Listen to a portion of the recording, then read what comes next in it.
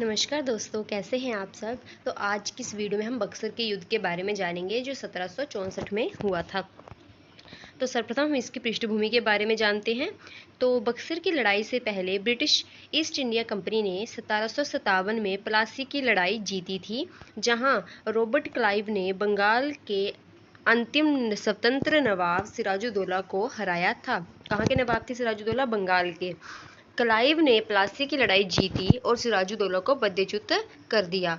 लड़ाई के बाद वह मारा गया। सिराजुद्दौला के कमांडर मीर जाफर ने अंग्रेज़ों से हाथ मिला लिया था और प्लासी की लड़ाई के तुरंत बाद क्लाइव ने उसे बंगाल की कठपुतली नवाब बना दिया था।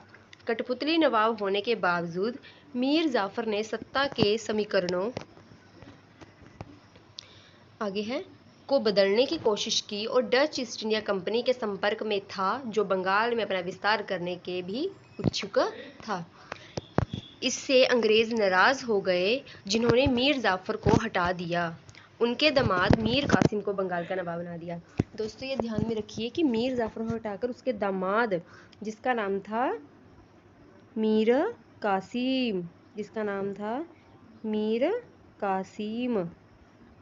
उसको बंगाल का नवाब बना दिया। नवाब बनने के बाद मीर कासिम ने अपना मुख्यालय वर्तमान पश्चिम बंगाल के मुर्शिदाबाद से वर्तमान बिहार के मुंगेर में स्थानांतरित कर लिया। उन्होंने स्वतंत्रता का प्रयोग किया और ब्रिटिश ईस्ट इंडिया कंपनी के अधिकारियों द्वारा उनकी सरकार के प्रति अवज्ञा दिखाने और दस्तक और फरमान जैसी कानूनी साधनों के दुरुपयोग का भी विरोध किया। मतलब इन्होंने जिसको अपना बंगाल का नया नवाब बनाया, वो भी अपनी मर्जी करने लगा था।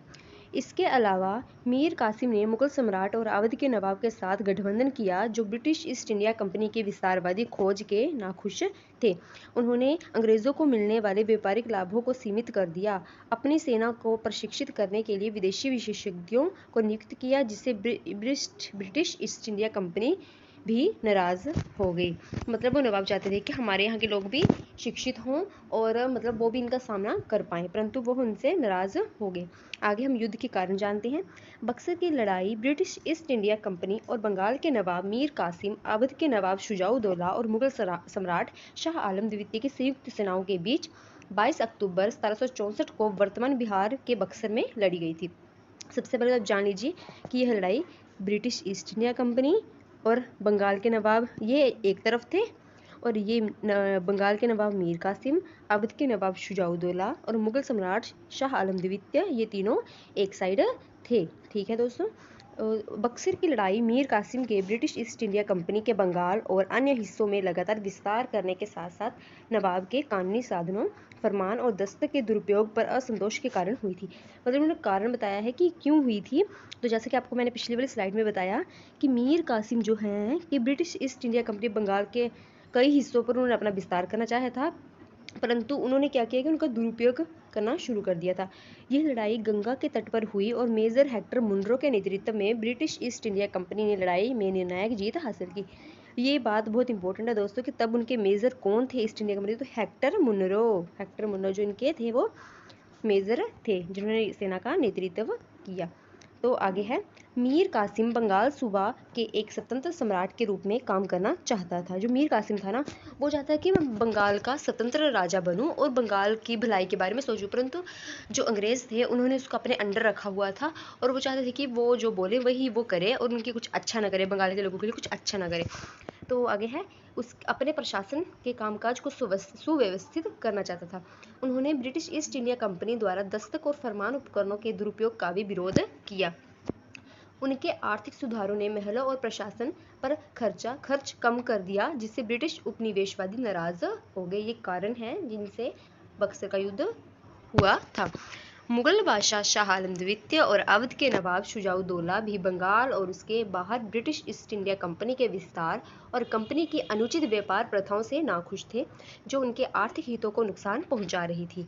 इसके कारण मीर कासिम, शाह आलम द्वितीय और शुजाउद्दौला के बीच एक संयुक्त मोर्चा बन गया। अगर देखो, शत्रु का शत्रु जो होता है वो होता है दोस्त। अगर सभी को उनसे प्रॉब्लम हो रही थी तो उन्होंने इकट्ठे होकर उनके खिलाफ विद्रोह करना चाहा।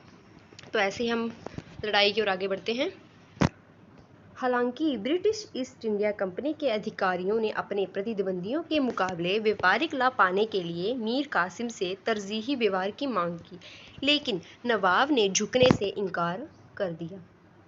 तरजीही व्यवहार की कमी के कारण ईस्ट इंडिया कंपनी को बंगाल में भारी राजस्व का घाटा होने लगा। इससे उनके लिए बंगाल पर औपचारिक रूप से विजय प्राप्त करना अनिवार्य हो गया। अब देखो कि अगर वो उनको अपने बंगाल में आने ही नहीं देंगे, वहाँ पे आके कुछ करने नहीं देंगे, तो उनको तो घाटा होगा ही। वो तो अपने वहाँ पर उद्योग बनाकर बैठे हुए हैं, तो उनको तो घाटा होगा ही। तो इसलिए उन्होंने सोच लिया कि अगर हमने इसको बना दिया है तो हम उखाड़ना भी हमें ही पड़ेगा, इसलिए उनके लिए युद्ध करना अनिवार्य हो गया। अपनी सेना को प्रशिक्षित करने के लिए विदेशी विशेषज्ञों को नियुक्त करने के अलावा नवाब मीर कासिम ने कथित तौर पर कुछ ऐसे विशेषज्ञों को भी नियुक्त किया जो वास्तव में अंग्रेज़ों के साथ सीधे संघर्ष में थे। मतलब उन्होंने कई विशेषज्ञों को उनको भी बुलाया जो उनके साथ संघर्ष में थे, मतलब पहले से जिनके साथ उनकी लड़ाई चल रही थी, जिससे वो होंगे, वे तो ऑब्वियसली है कि उनको फिर गुस्सा आएगा कि जिससे हम बात नहीं करते उनको वो बुला रहे हैं। तो आगे हम युद्ध का महत्व जानेंगे कि क्या महत्व हुआ इसका। तो बक्सर की लड़ाई में ब्रिटिश ईस्ट इंडिया कंपनी की जीत ने उसे बंगाल के नवाब के पूरे इलाके पर औपचारिक रूप से कब्जा करने में मदद की, जिससे वर्तमान बिहार और उड़ीसा के कुछ क्षेत्र शामिल थे। ब्रिटिश कमांडर मुनरो ने मुगल सम्राट शाह आलम द्वितीय और अवध के नवाब शुजाउद्दौला की सेना को हराया। मतलब इस युद्ध में जीत हुई ब्रिटिशों की। जो हेक्टर मुनरो था, उनका नेतृत्व कर रहा था सेना का, उसने शुजाउद्दौला और शाह आलम द्वितीय जो थे मुगल सम्राट, उनकी सेना को हराया। मीर कासिम कोई फ़र्क नहीं डाल सका और अपनी सेना को छोड़कर युद्ध के मैदान से भाग गया। मीर कासिम जो था पहले तो बड़ी बड़ी बातें कर रहा था, परंतु युद्ध के मैदान से भाग गया। बाद में वह अत्यधिक गरीबी के कारण गुमनामी में मर गया। हालांकि वह बहुत सारा धन लेकर भागा था, तब तो वो धन लेके भाग गया होगा, परंतु बाद में वह गरीबी के कारण मरा, ऐसा सुना गया है।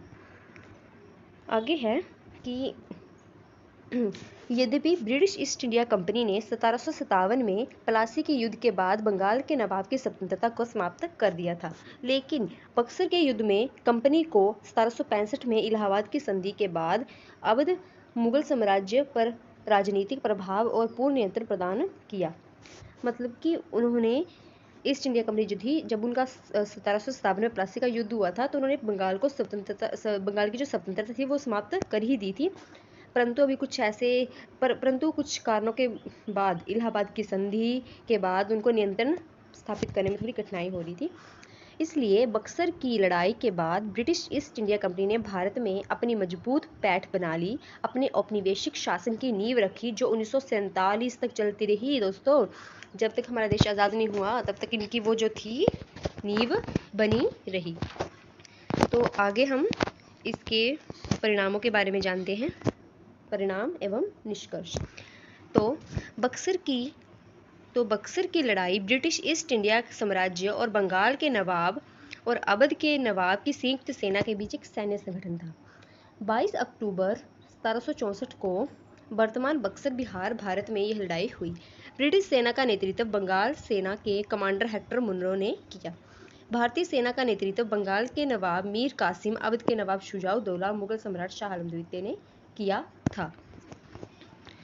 आगे है, बक्सर की लड़ाई भारतीय इतिहास में एक महत्वपूर्ण मोड़ थी। एक ही दिन में ब्रिटिश तोपों ने सबसे बड़ी सेना को निर्णायक रूप से हरा दिया, जिसके परिणाम स्वरूप इलाहाबाद की संधि हुई, जिसमें मुगल सम्राट ने बंगाल की संप्रभुता ब्रिटिश ईस्ट इंडिया कंपनी को ही दे दी। रॉबर्ट क्लाइव, जिन्होंने पहले प्लासी की लड़ाई जीती थी, बंगाल के पहले गवर्नर बने। ये बने थे बंगाल के पहले गवर्नर। आगे है, बक्सर की लड़ाई के साथ ही भारत में ब्रिटिश ईस्ट इंडिया कंपनी नामक वाणिज्यिक सैन्य प्रतिष्ठान का शासन औपचारिक रूप से शुरू हुआ। यह 1857 तक जारी रहा, जब सिपाही विद्रोह के बाद ब्रिटिश क्राउन ने भारत की बागडोर संभाली। मतलब 1757 से शुरू हुआ था इनका राज्य, था जो ईस्ट इंडिया कंपनी ने किया राज्य, और जब 1857 में विद्रोह हुआ उसके बाद क्राउन ने सीधा प्रत्यक्ष वो किया। तो धन्यवाद दोस्तों, मिलते हैं अपनी अगली वीडियो के साथ। तब तक चैनल को लाइक शेयर सब्सक्राइब करें ताकि मेरी हर एक वीडियो आप तक समय से पहुंच सके। तो लाइक शेयर सब्सक्राइब करना ना भूलें।